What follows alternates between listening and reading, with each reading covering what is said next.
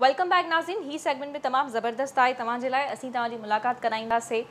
साना जी जेकी कन्वेंशन आहे हर साल थींदी आहे, पर कोविड जे करे जेको आहे हू मुलतवी थी वई हुई। सो हिन वक़्तु मूंखे साना आहे छा, यकीनन कुझु माण्हुनि खे ख़बर आहे, पर कुझु जेको आहे साना जे हवाले सां अनअवेयर्ड आहिनि। साना हिकु ऑर्गेनाइज़ेशन आहे, non profit organization, which stands for Sindhi association of North America. जेके उत्तर अमेरिका में सिंधी रहनि था उन्हनि खे मुतहद करण जे लाइ हिकु ज़बरदस्त ऑर्गेनाइज़ेशन आहे जिते कल्चरल एक्टिविटीज़ थींदियूं आहिनि ऐं हर साल हिननि जो कन्वेंशन थींदो आहे। पर जीअं तव्हांखे मां ॿुधायो त कोविड जे करे मुलतवी थी वियो हुयो। सो हाणे 2 सालनि खां पोइ उते मैरीलैंड में जेको आहे ही थिए पियो।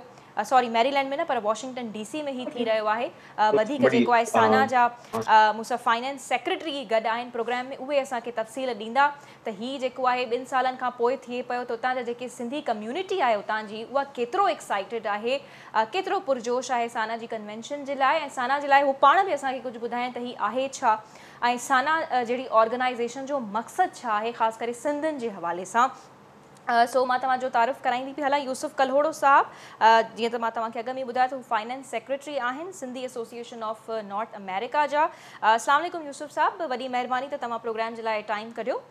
यूसुफ साहब, जीअं ही साना जी कन्वेंशन हर साल थींदी आहे, थोरो ॿुधाइजो नाज़रीन जे लाइ जिन खे ख़बर न आहे त साना छा आहे ऐं साना सिंधियुनि जे हवाले सां कहिड़ो किरदारु प्ले करे रही आहे नॉर्थ अमेरिका में। महिरबानी अदी प्रोग्राम में मूंखे खणण जो। साना आहे abbreviation Sindhi association of North America. असांजी ऑर्गेनाइज़ेशन आहे। असांजो कन्वेंशन थिए पोइ 38 त हुन सां तव्हां अंदाज़ो लॻाए सघो था त it's a very old organization. Sindhi diaspora organization आहे असांजी हिते, ऐं असांजो वॉशिंगटन में इन कन्वेंशन अॼु शाम जो किक ऑफ थींदो। साना जो जेको कॉन्ट्रीब्यूशन आहे असांजी जेके बि सिंधी डायस्पोरा जेके असांजा नॉर्थ अमेरिका में रहनि था, इंक्लूडिंग अमेरिका जी जेके बि स्टेट्स आहिनि ऐं कैनेडा, उन्हनि खे हमेशह सां हिकु ॻंढण जो किरदारु अदा कयो आहे साना। असांजो जेके मक़सदु आहे साना जो, उहो आहे सभिनि खां पहिरियों इहो ई त सिंधियुनि खे पाण में जोड़े रखिजे, कल्चरल एक्टिविटीज़ कजनि ऐं अहिड़ा प्रोग्राम कजनि जंहिंमें असां जा जेके बि सिंधी भाइर आहिनि जेके हिते नॉर्थ अमेरिका में रहनि था ऐं दुनिया खां बि असां वटि माण्हू अचनि था, उहो पाण में मिलनि, गॾु थियनि ऐं असांजा ॿार बि जेके हिते आहिनि उहो बि असांजो कल्चर सां ई कनेक्टेड रहनि। त सिंधियुनि जो साना जो सभिनि खां वॾो जेको पहिरियों मक़सदु आहे उहो आहे त पाण खे सिंध सां रिलेटेड जितनी बि एक्टिविटीज़ जेतिरी बि एक्टिविटीज़ आहिनि उन्हनि सां ॻंढण लाइ, ऐं उन सां गॾोगॾु जेके बि हिते कम्यूनिटी खे इशूज़ दरपेश अचनि था, या ईअं करे जो असां सिंध सां बि कनेक्टेड आहियूं। असांजो जिस्म हिते आहे पर असांजो दिलि उते ई पंहिंजे माण्हुनि सां गॾु ई धड़के थो। त असां उन्हनि सां रिलेटेड सिंध सां जेके बि ज़ातियूं थियनि थियूं उनजी आवाज़ साना मौसर तरीक़े सां खणंदी आहे ऐं उन्हनि खे उजागर कंदी आहे हिते नॉर्थ अमेरिका में बि। त जेको बि असांजो हिकु त आहे हितां जे माण्हुनि खे पाण में ॻंढण जो ऐं सिंध जा जेके बि मसइला आहिनि उनखे आलमी दुनिया में उजागर करण जो, इहे असांजा मक़सद आहिनि। कन्वेंशन जी ॻाल्हि कजे यूसुफ साहब, त तव्हां हिन कन्वेंशन में सिंधियुनि जे हवाले सां कहिड़नि मसइलनि, कहिड़नि इशूज़ खे उजागर करे रहिया आहियो? अदी जीअं तव्हां रिसेंटली ॾिठो हूंदो त सभिनि खां असां वटि जेको इशू थियो हो वुमेन जेके असांजियूं अॼु हुयूं यूनिवर्सिटी वग़ैरह में जेके वाक़िया थिया हुआ, क़तल जा बि, हरासमेंट जा बि, त साना हिन 38 कन्वेंशन जी जेकी थीम रखी आहे उहा आहे वुमेन हरासमेंट सां रिलेटेड, ताकी असांजी जेकी बि औरतूं आहिनि उहे जंहिंखे हरास कयो वञे थो उनखे असां हिते उनजे मुतालिक़ ॻाल्हि थींदी, असांजा स्पीकर्स हूंदा, उहो हिन जे मुतालिक़ ॻाल्हाईंदा। उनजे अलावा लॉ एंड ऑर्डर सां रिलेटेड असांजा जेके बि आहिनि डिफरेंट प्रोग्राम्स उहे थींदा। त पूरा इहे 3 ॾींहं डिफरेंट असां वटि एक्टिविटीज़ ऐं प्रोग्राम्स थींदा, म्यूज़िकल प्रोग्राम्स थींदा, कल्चरल प्रोग्राम्स थींदा, ऐं जेको असांजो मेन थीम आहे 38 कन्वेंशन जो उहो आहे वुमेन एम्पावरमेंट सां रिलेटेड। जेको बि असांखे कीअं सिंधी औरत खे, असांजी नियाणियुनि खे, असांजी भेनरुनि खे कहिड़ो अॼुकल्ह जे दौर में जेको पूरो कैनवस चेंज थी चुको आहे आफ्टर कोविड ऐं ये सोशल मीडिया जे थ्रू, कहिड़ा उहे टूल्स आहिनि, कहिड़ी शयूं आहिनि जंहिंसां वुमेन एम्पावरमेंट जी तरफ़ वधी सघिजे थो, ईअं करे जो अगरि वुमेन ठीकु आहे, एम्पावर तमामु थींदी ज़बरदस्त थीम त आहे ऐं हीअ शायदि अहिड़ो थीम आहे जेको नीड ऑफ द टाइम आहे, वधि खां वधि ज़रूरत आहे, ख़ासि करे जेकॾहिं सिंध जे मसइलनि जे हवाले सां हिन थीम खे ॾिठो वञे त अशद ज़रूरत आहे अहिड़नि क़िस्म जी बिल्कुलु ऑर्गेनाइज़ेशन अहिड़ा क़िस्म जा थीम्स रखी ऐं प्रोग्राम्स रखनि, अवेयर कनि। त पोइ साना जी जेकॾहिं ॻाल्हि कजे त छा उहा नॉर्थ अमेरिका ताईं लिमिटेड आहे? यकीनन साना पाण ई इन शइ जे लाइ स्टैंड करे पई, त तव्हां छा कुझु अहिड़नि स्टेप्स खणण जे लाइ बि सोचो पिया त जीअं सिंध, जेकॾहिं हितां सिंध धरती जी ॻाल्हि कजे, हिते जेके ॻोठ आहिनि उन्हनि जे लाइ अव्हां जो फ्यूचर में कुझु करण जे लाइ इरादो आहे? कुझु कैंपेन्स, अवेयरनेस कुझु कैंपेन्स हलाई असांजा वञनि? साना आहे त ऑब्वियसली असांजी जेकी organization based in North America, पर उन सां गॾोगॾु साना जा प्रोग्राम्स बि आहिनि काफ़ी सारा जेके हिकु उहे प्रोग्राम्स आहिनि जेके परमानेंट इन नेचर आहिनि, ठीकु आहे। मतिलबु एजुकेशन सां रिलेटेड असां वटि आहे। असां हुनखे फेम फंड चवंदा आहियूं। फिरोज़ अली मेमोरियल फंड आहे असांजो एजुकेशन जो, ऐं उन में असां हिन साल बि IBA सखर के काफ़ी टेंजिबल वॾी अमाउंट ॾिनी आहे। अच्छा। 24 जे क़रीब असां स्कॉलरशिप्स ॾिनियूं आहिनि। उनजे अलावा ज़ैबिस लाड़काणे खे 8 स्कॉलरशिप्स ॾिनियूं आहिनि, फुली पेड स्कॉलरशिप्स। त हिकु त असांजा अहिड़ा प्रोग्राम आहिनि जेके फिक्स्ड आहिनि। SSDP आहे, सिंध स्किल डेवलपमेंट प्रोजेक्ट आहे, प्रोग्राम आहे, जंहिंजे थ्रू असां नौजवाननि जी स्किल्स खे एनहांस कंदा आहियूं। जीअं यूनिवर्सिटी ग्रेजुएट्स आहिनि, उहे यूनिवर्सिटी खां निकिरी करे त अचनि था, बट समटाइम्स उन्हनि खे काफ़ी ॾुखियाई थींदी आहे इंटरव्यू प्रोसेस खे सिखण में, पंहिंजो पॉइंट अक्रॉस इंटरव्यू जे अंदरि कीअं इंटरव्यू खे पास कजे, कहिड़ा नया टूल्स हलनि था। उहो सिंध स्किल डेवलपमेंट प्रोग्राम असांजो उहो हिकु सक्सेसफुल प्रोग्राम आहे जेको हले थो। पर कुझु इशूज़ अहिड़ा आहिनि जेके स्प्रिंग अप थींदा आहिनि टाइम आफ्टर टाइम, जेको थींदो आहे। जीअं फर्ज़ कयो नाज़िम जोखे वारो वाक़ियो, त उन में असां नाज़िम जोखे जी जेकी विडो हुई बेवा, उनखे असां पैसा ॾिनासीं, रक़म मोकिलीसीं। उन सां गॾोगॾु दादू फायर विक्टम्स जेके हाणे दादू में बाहि लॻी बदकिस्मती सां कुझु अरसे पहिरियों, उन्हनि खे असां पैसा ट्रांसफर कयासीं। इट वॉस ठीकु ठाक अमाउंट ही हिकु 8-9 लख जे क़रीब, ऐं विदिन फ्यू डेज़ असां उहो कलेक्ट कयासीं।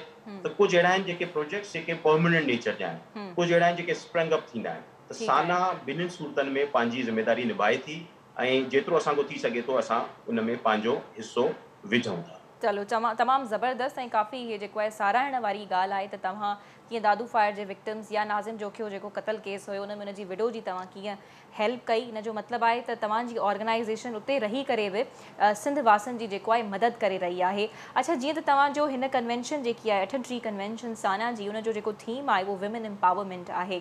औरतुनि सां जुड़ियल मसइला जेके आहिनि उहे सिंध में तमामु घणा आहिनि। ऑनर किलिंग जे हवाले सां बि सिंध जेको आहे काफ़ी मथे नंबर में अचे पियो, त गैरत जे नाले ते जेको हिते औरतुनि जो क़तल कयो पियो वञे, त छा इन हवाले सां बि का स्पेसिफिक कोई सेगमेंट रखियो आहे साना हिन भेरे पंहिंजी कन्वेंशन में?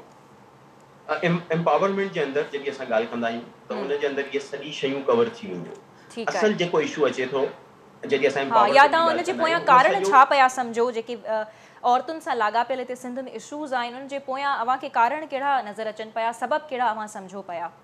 अदी असल जेको सबब हुजे थो कंहिं बि शइ जो, उहो हुजे थो इकोनॉमिकल। जॾहिं इकोनॉमिकली एम्पावर थींदी न औरत, त पोइ उहो पंहिंजे उन डिसीजन बि उन हिसाब सां इम्पोज करे सघंदी। हाणे एम्पावर थियण जा डिफरेंट तरीक़ा था हुजनि। हिकु हुजे थो त हुनर जे थ्रू, इंडस्ट्री जे थ्रू, ॿियो हुजे थो त तव्हां तालीम करायो ऐं पोइ उन में अॻिते अचो।